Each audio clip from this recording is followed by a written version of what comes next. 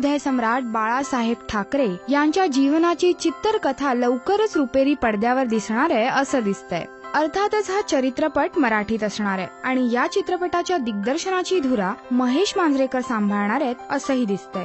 सूत्रांनी सांगितल्यानुसार ठाकरे कुटुंबियांचे समर्थक अशा व्यक्तीच्या शोधात होते ज्याने बाळासाहेबांचे जीवन निरखून पाहिले आणि असं असेल तर महेश मांजरेकरांशिवाय इतर कोणताही पर्याय इथे दिसत नव्हता। इनफॅक्ट हा उत्तम पर्याय होता आणि म्हणूनच बाळासाहेबांच्या बायोपिकची जबाबदारी महेश मांजरेकरांवर आली आहे। महेशजींनी ही ऑफर घेतली आहे खरी, पण चित्रपट राजकारणी अंगापासून दूर असेल असं ते म्हणतात। ठाकरे आणि राजकारण यांना वेगवेगळं करणं तसं मुश्किल आहे, पण तरी देखील बाळासाहेब एक उत्तम व्यंगचित्रकार, उत्तम वक्ते आणि मनमिळावू व्यक्तिमत्व होते हे विसरून चालणार नाही। मांजरेकर कॅम्पचा फेवरेट अभिनेता सचिन खेडेकर या चित्रपटात असेल अशीही चर्चा इथे आहे। तर आता पाहूया महेश मांजरेकरांचा बाळासाहेब ठाकरे यांच्या जीवनावर चित्रपट बनवण्याचा प्रयत्न किती सफल होतोय ते। राष्ट्रीय मराठी करिता श्वेतांबरा सावंत।